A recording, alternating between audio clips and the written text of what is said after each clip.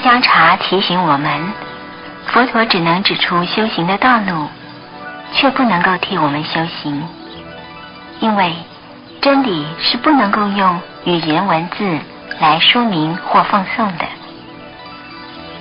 阿姜查教导我们，所有的教导只不过是譬喻，它用来帮助心灵，让我们看到真理。如果在心里建立起佛陀，那么我们就可以看到一切的事物，看待一切的事物和我们会没有什么差异。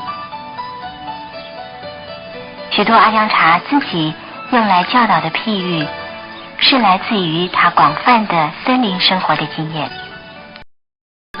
刀子，每一把刀子上都有刀锋、刀背和刀柄。在你拿刀子的时候，可以只提起刀锋吗？或者只提起刀背，或者刀柄？刀柄、刀背和刀锋这几个部位都在同一把刀子上。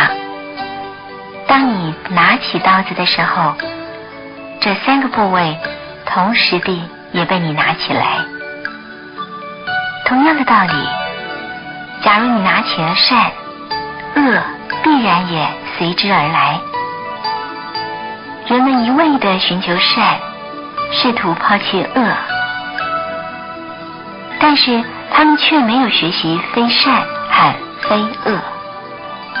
如果你没有学习非善和非恶，那么你将得不到真实的知见。